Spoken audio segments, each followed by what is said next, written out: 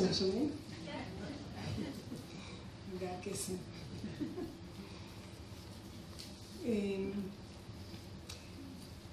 I'll do this session in English because I would like Ani Losang to understand what I'm saying, to correct me if I do mistakes, and to add things that I haven't mentioned and she thinks that it's important to add. So I'll do my best in English. If I stuck, I'll maybe have your help or say it in Hebrew, or we'll try. So this session is not a meditation in the beginning. It's how can we help the dying people? Because I believe that there is always something that we can do. Although doctors said sometimes there's nothing to be done anymore, so what they mean that they cannot prolong life, which is important, but we cannot prolong life as much as we want. Also, doctors are limited in this, and sometimes they feel that they fail because somebody is dying. I hope that by the years this approach will change, and I know it's a bit changing now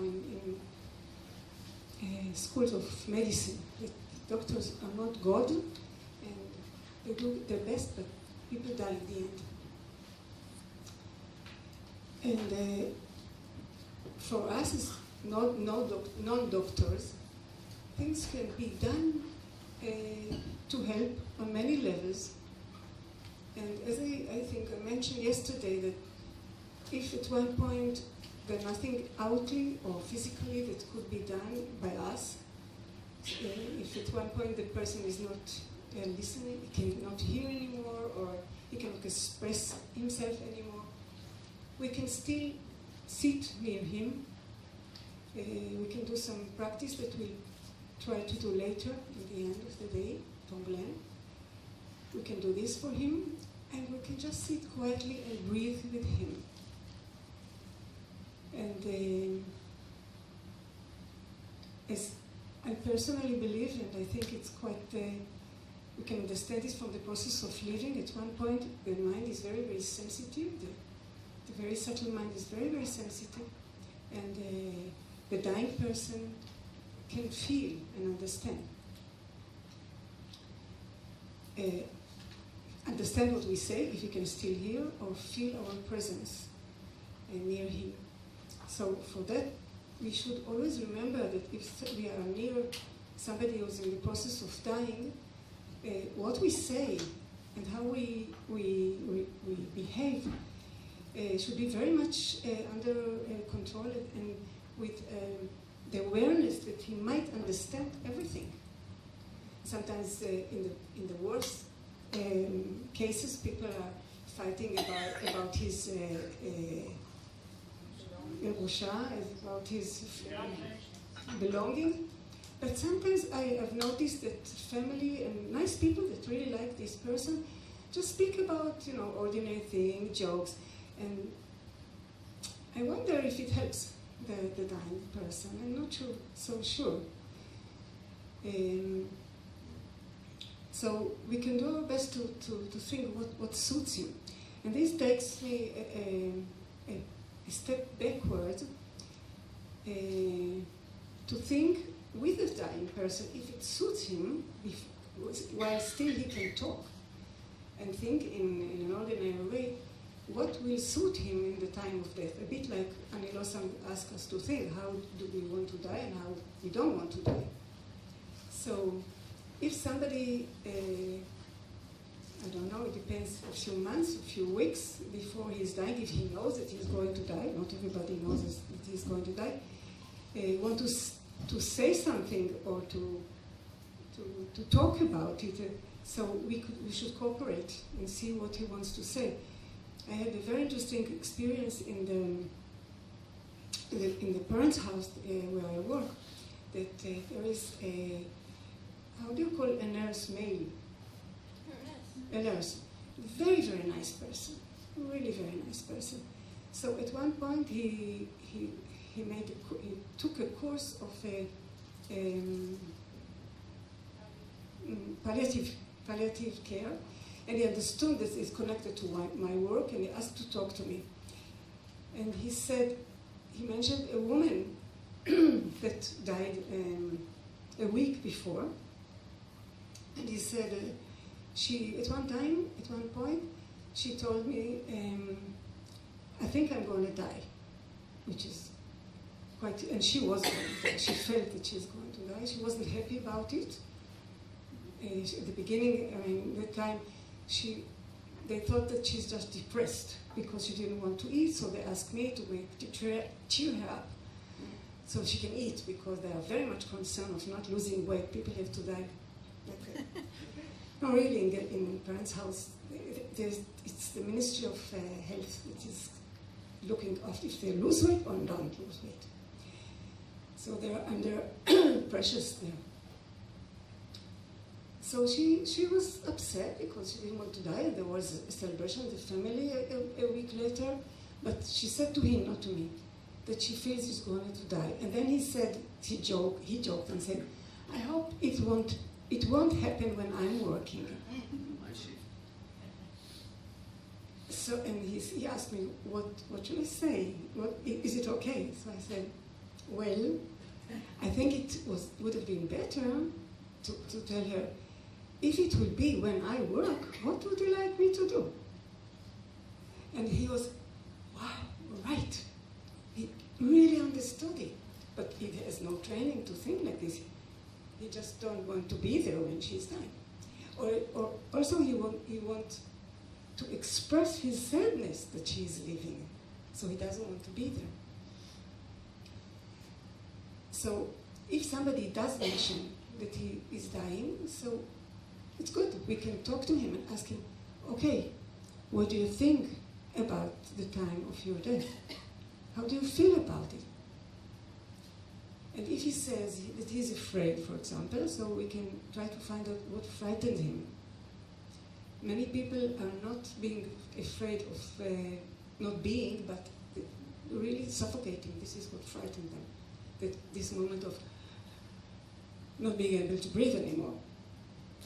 So this we can really, as some of us know, we can really help with this medicine that can be done in that moment, and the nurse, this is responsible in any department, can promise that if he's in this situation, he can get some dormicum or morphine, things that will make him calm, and he will not suffer from that. Or if he's afraid for his children, that he doesn't know what's going on anymore with them, we can talk about who do you think will take care of your children, or see what's bothering him. And of course not saying, don't be afraid. He's afraid.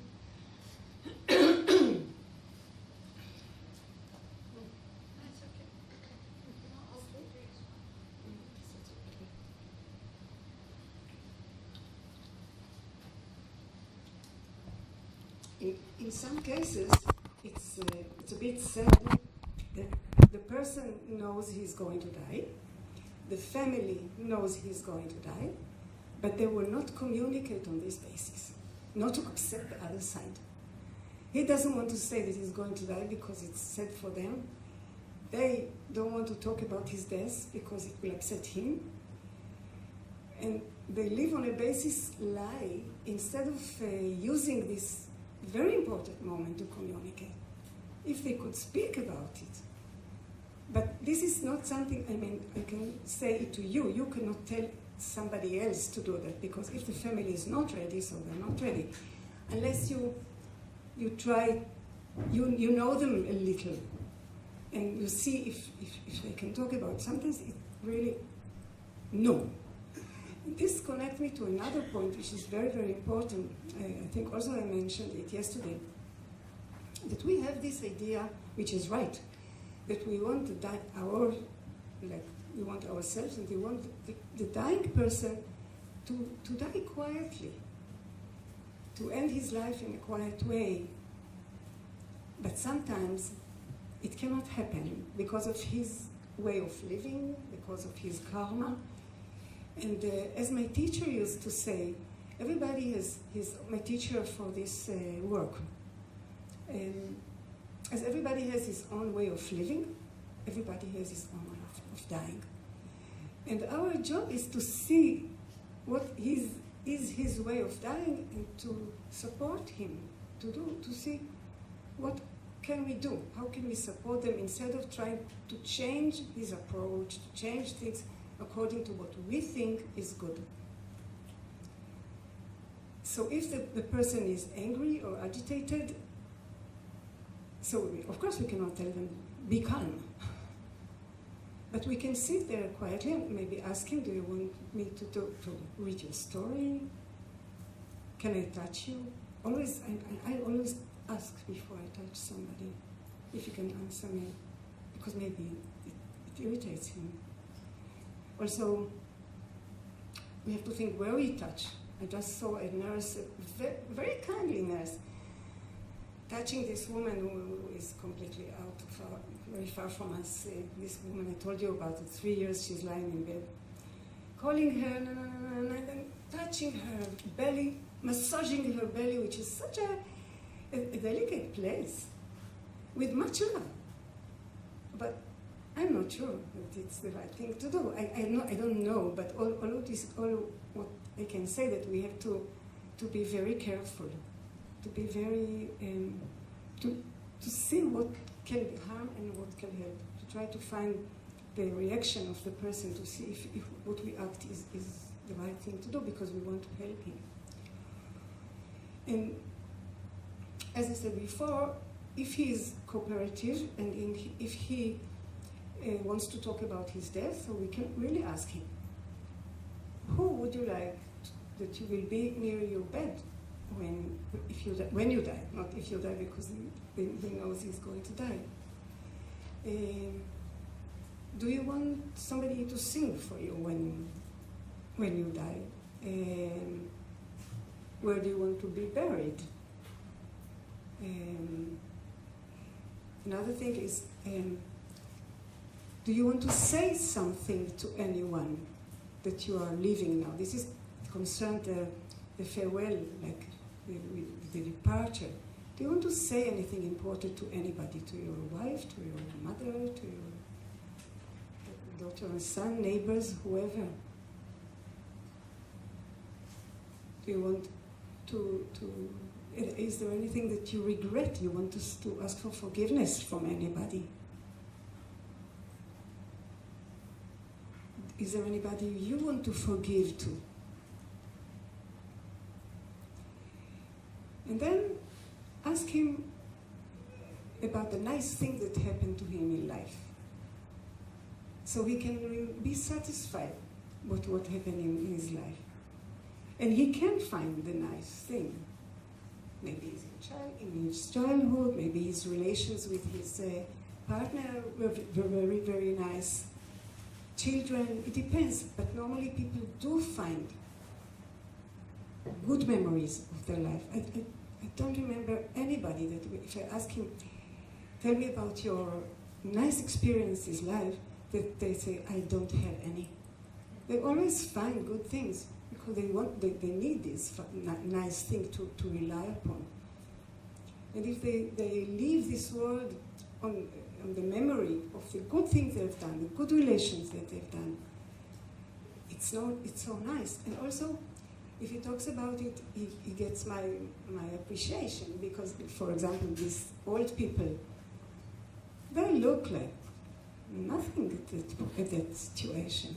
This professor and the manager of big department in Rambam Hospital or university, they're not nothing, of course, but nothing to do with what they were before. But if they tell me about their work before, you see they smile and they are happy. So in this state of life, of mind, we want them to leave this world, to be quiet. Then, if this person is ready to practice relaxation or meditation, we have to ask. So normally I don't call this meditation, but only relaxation and some guided imagination. So they lie down, and I go through the body, and they relax the body. Try to, I don't know how they succeed, but they try to. They know that it has two good effects, I think.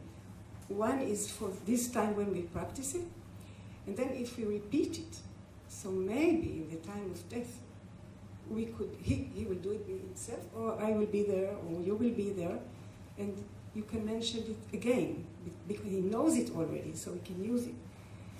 And if we use the breath, like concentrating upon the breath, the air coming in and out, so if it suits him, this person, we really can let him feel the time after the exhale. Because in the time of death, it's, as we said in the morning, this part of the breathing is getting longer, the exhale. And then there's this very short minute of before the air gets in. No breathing. It's like little death. So he knows the feeling of this something is stop. But I don't lead him to do that, because it can be frightening, or maybe it doesn't suit him. But I just ask him to concentrate on the breath, in and out, and ask him what he feels. It's still when he is okay, you know, it's not in his last days. And another sort of, for me, all this meditation or guided imagination, I never learned it. It's all based on the Buddhist practice. And I sort of invented something that I would like to share with you, because I think it's useful, I think. So if we lead them into relaxation, I ask sometime, and they're relaxed, okay? They're lying in the bed and they're relaxed. I ask them if they like to lie on the sand near the beach, for example. Except of one person that doesn't like the beach, everybody really like to, no, sometimes people are afraid of the ocean, of the sea. So they really like to lie down and relax near the beach. So I ask them to imagine, you can imagine it for yourself now, because it's a nice feeling, I think. So I asked them to imagine that they're lying on the beach, not at 10 o'clock in the morning, but afternoon, when the sun sets down, and they're lying either on the sand or on a towel, whatever suits them, and they feel the support of the sand, of the earth at the moment. They feel all the back of the body, the head, and the shoulders, and this side of the arms, and the lower side of the torso, and the back side of the legs. Everything is like resting on the sand, and the sand support all that part, the back part of our body. And then there's the upper part of the body, which turns towards the sky, which is open. And I don't know what we wear when you lie there, but still we can, in some parts of the body, we can feel the wind touching the skin. We can feel the soft rays of the sun, which is setting down.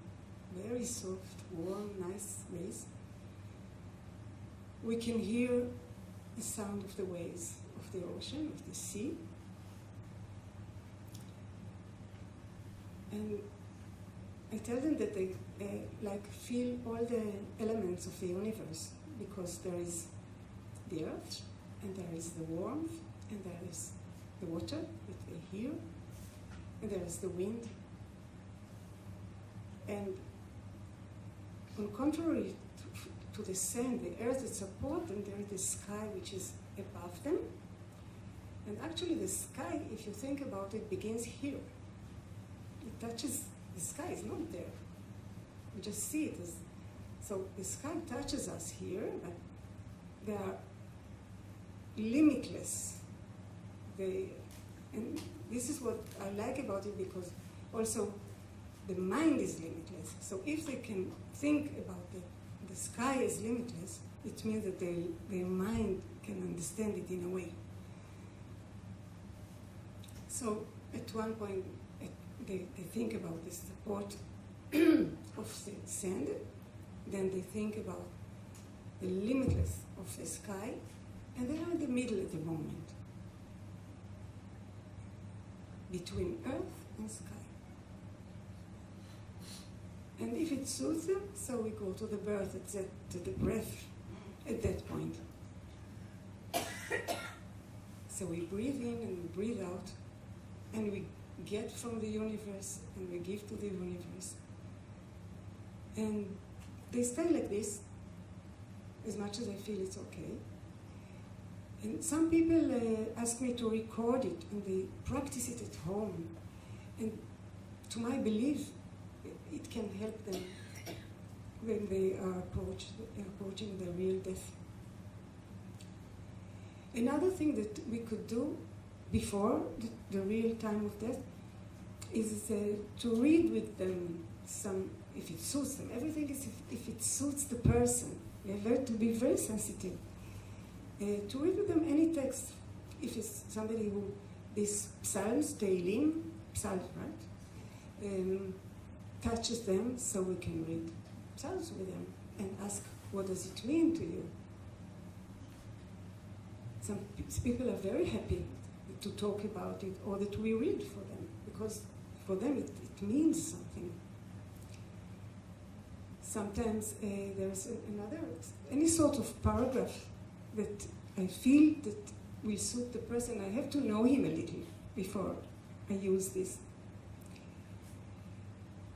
And another thing is just in this period of before dying, that we can ask him if he wants to go anywhere before he's leaving. Maybe he wants to go to the Kinneret, like Shashi wanted.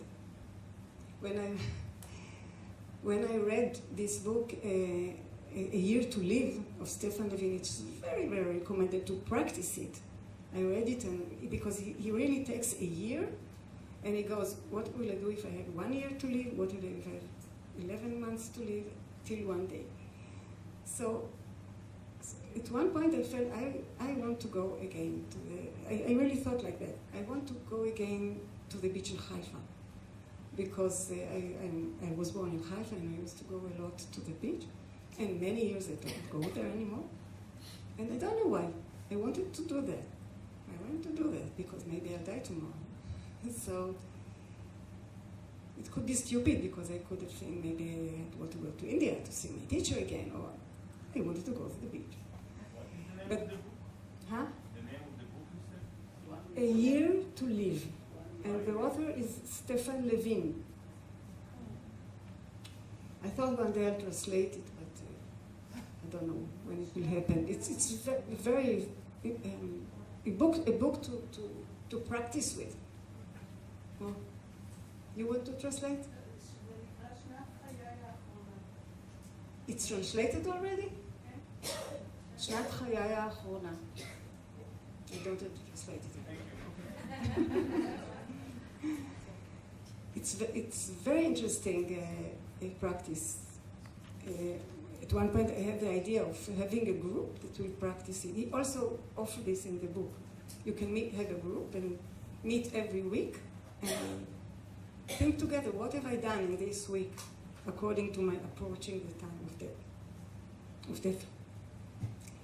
So where do I want to go? If there's any place I want to go before I'm dying. There's also, maybe you know about it, there is the ambulance of wishes in Israel. That, I think it's mainly for children, but if he has, okay, not only. If he has any wish, so they're helping even the dying person in his last days to go where he wants to go, with all the equipment that is needed.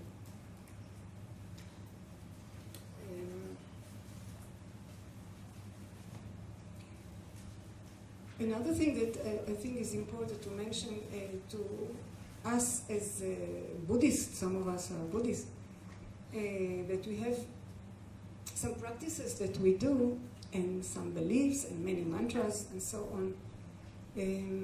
As all other things, I think it's very important that we are sensitive to know, does this suit the person? If I sing mantras in his ear, and he never heard it before, maybe it annoys him. Maybe I should use, I don't know what, a Jewish prayer. And we can ask the family, is there any song that this person like, or any prayer that this person like, and we can do that. So there are many things that we can do as preparation, like when this person is still in the shape of thinking and practicing, and then it can be of a help when he's more near death. It reminds me of when I was studying in Sharai Tzedek in Jerusalem. There was one woman there who was in the process of not in the process of dying, but she was very sick. And there in her room there was a picture of a forest, and just among the trees there was a path. Like, I really see this picture. It was maybe 8 years ago, and in the end of the path there was light. And she really liked this picture. And she said that she's walking there. So I tried to mention this picture for her again and again, so she can use it maybe in the time when she's dying. Because again, she sees a path, she sees light. Maybe it will help her. Another thing, talking about respecting the person, is sometimes people say that they see things. They see their parents, they see the grandmother. So some family members say, no, but nobody's there. But they see it. It means that for them, somebody is there. Like Losang said about falling in the first process of the elements dissolving. He feels the earth is falling. He feels that he sees his grandmother or mother, so we cannot argue with this. If he wants, we can ask him, oh yes, what does she say, how does she look, and so on. To really cooperate with what's going on. I wanted to say another thing about it.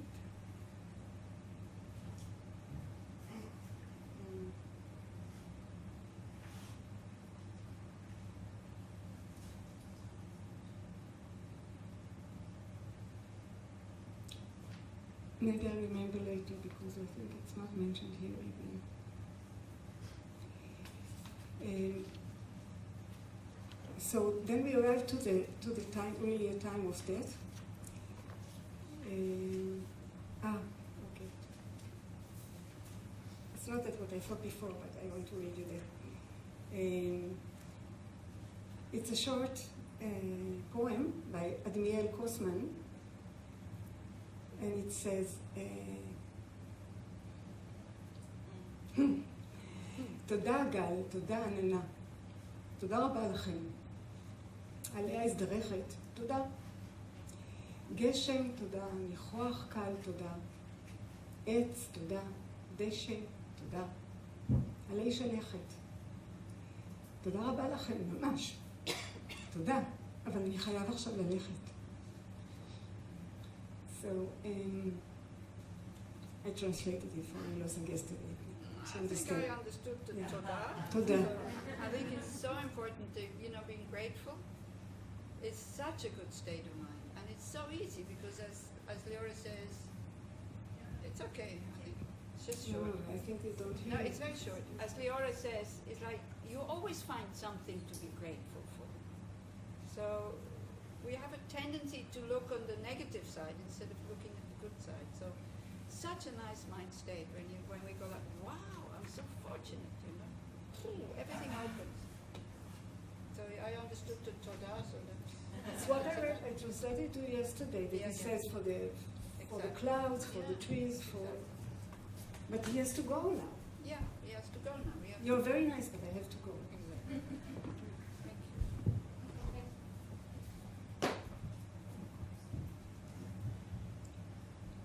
Thank you. sometimes people, when they are very approached to death, they say things that are very, very touching and very wise, that we can really learn from.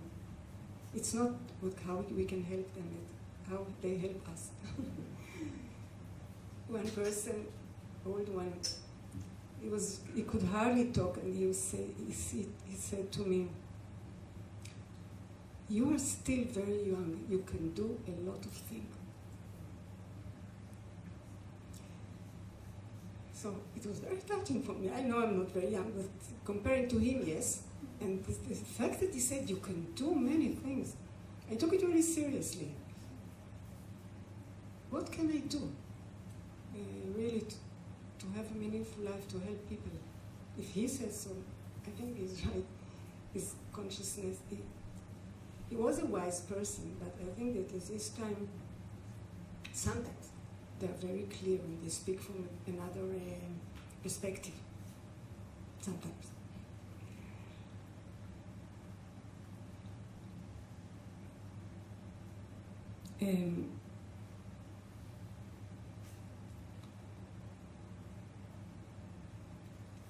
So really, in the time of death, when we are there, sometimes, as Annie Losang said, that she heard that people are expressing what they feel. It wasn't a lot about me, people who were just in the process of dying. It was not many times. But when I was, they didn't say anything. They were not talking. So, but if they are there, we can sit there and just be with them as they are and breathe with them and ask them. Maybe they can say yes and no. Like, do you want some water? Once I did a mistake, you have to be careful with this. Some woman asked, she was in the process of dying, and she was very thirsty, and I brought her water. And the nurse was almost going to kill me because she cannot swallow at that point. What I should have done is put in this stick with it, and but she was so thirsty. So we have to know some things that can, I mean, I don't know what's dangerous and what not in this state, but anyway.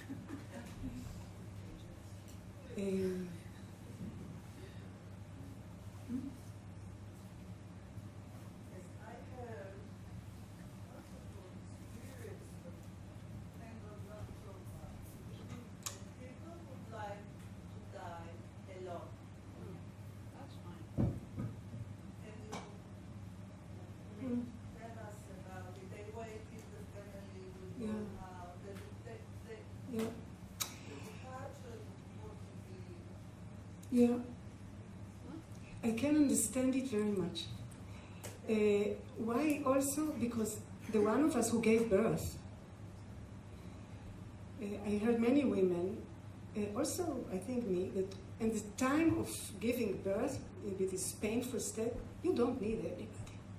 It's you and your pain, and your child is going to, child who thinks about the child, you have a problem.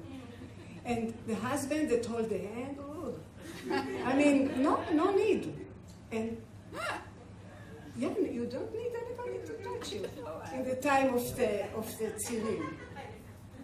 Afterwards, yes. I mean, when you release between the tzilim, yeah, tzilim. This contractions. In the time of these contractions, it's you and your difficulty, and you can breathe. You do what you are practicing to do with this. Some of it, I think, it's like in the time of death, you're very much with yourself. You don't need really anybody except if you are trained in your practice, and you will benefit from a teacher sitting near you and reading the book. I don't know. Or somebody is singing mantras, and also it's very personal. Some people maybe enjoy somebody sitting and not being completely alone. But I can understand wanting to be alone, and also this is the thing of attachment. This is because when I have Rita near me when I die, oh, I love her so much, I cannot leave. That's it. No, two sides. Yeah, sometimes they don't let them. Also, don't go, don't go, don't go. But you just be there. Exactly. And I'm so attached to her that I cannot go. So when she's out, I can go. So it's like, I think you can, when you have to leave, like, sometimes we have to leave, we don't want to leave, but we have to. Maybe you were visiting friends or family abroad and then the month is finished or whatever, you have to leave. And look at your mind state when everybody gets up and everybody hugs and says goodbye, they bring you to the airport, you go into customs, you look back, and this looking back, every time you look back is more pain. If nobody gets up and you just go out of the house, you catch a bus, you catch a train, it's much easier. It's much easier because you do have to go, but it's very individual. So it's very individual, and as Leora says, try to find out what the person wants. Because as Netta says, what I've seen also, some people feel really bad, like they stay with the dying person, especially family or friends. They stay and they stay and they stay and they stay, and then they go for coffee. They come back, they're dead. And I go, oh no, I should have stayed, I should have gone for coffee now. They would have waited another, whatever, half an hour or so. So it's very, very individual. But in general, people stop breathing when everybody's up. Not always. Not always. So find out. Try to find out what they want, because that also is individual. I mean, for a spiritual practitioner, there's this prayer, I think it's Milarepa, that he says, oh, let me die like a stray dog that nobody knows, so I can just shed my body and nobody cares, and the body will just rot and nobody will grieve or cry for me. Because this is, it's very difficult for people to go if you have crying people in the room. So the Tibetans, they take them out. They say, please, do not wail while the person is dead. You can wail with the family to help them cry. Like there's these, in India also there's these women, the village women, who come and wail. But not when the person is dying, when a person is dead. So again, very, very individual kind of thing.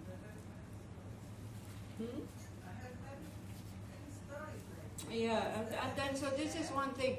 Please don't feel bad when you were not present when the person left.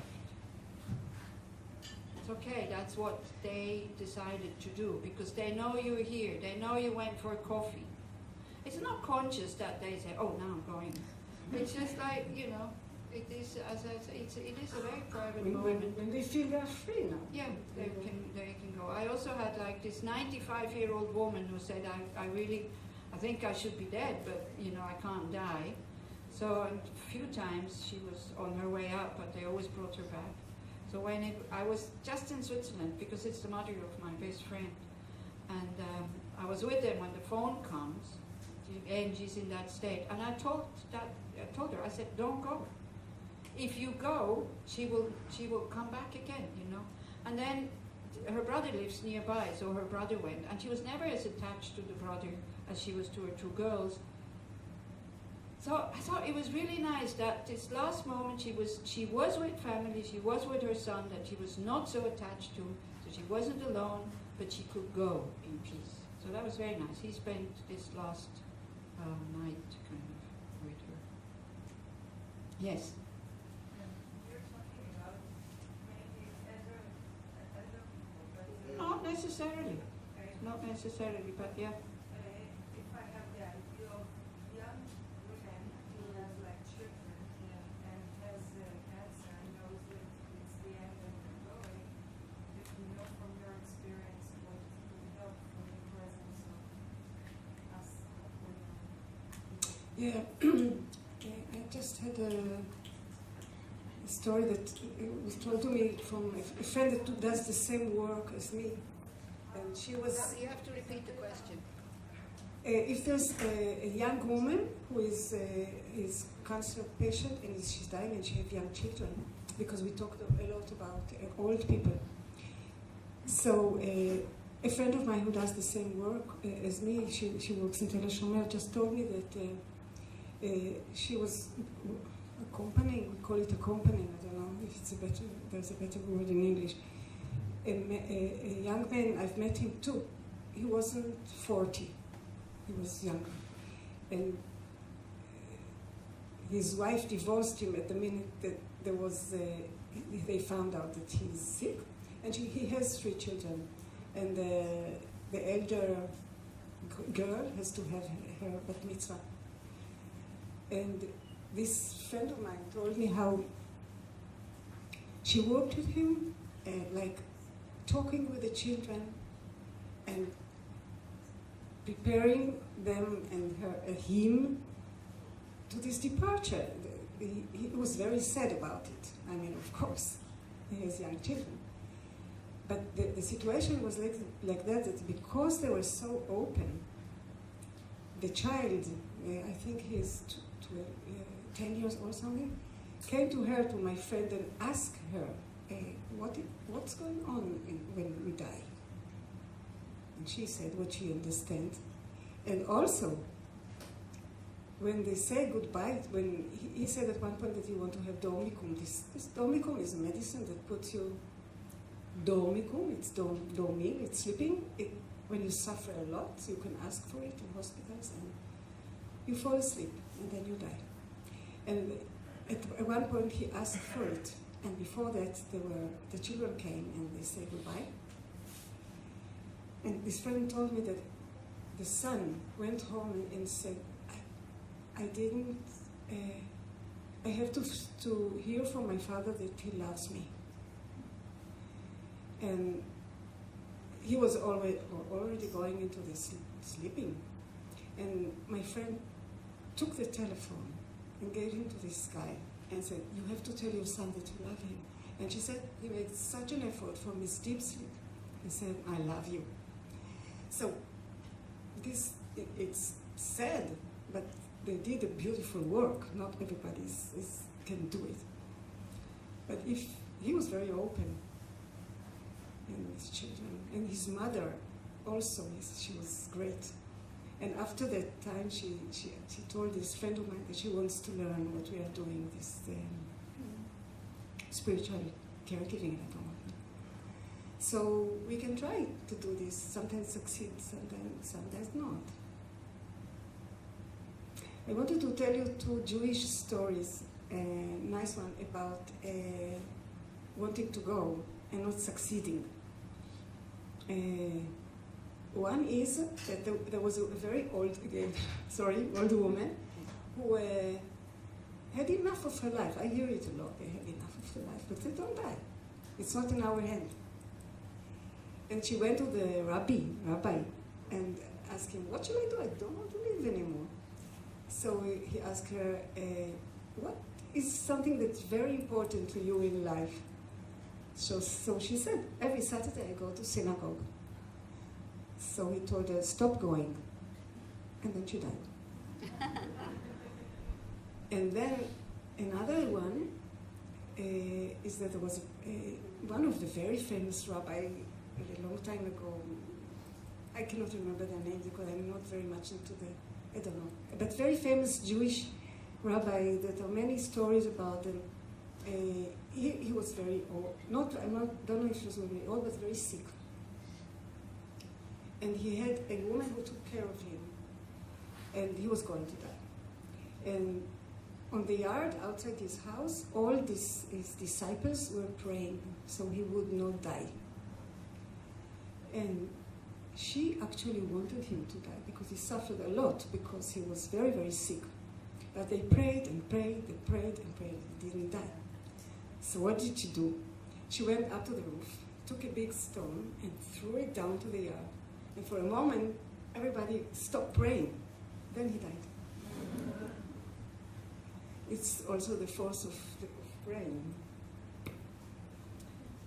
Yeah, I think, this situation, of course, you cannot underestimate how difficult it is for a young parent having to go. And again, it's the same.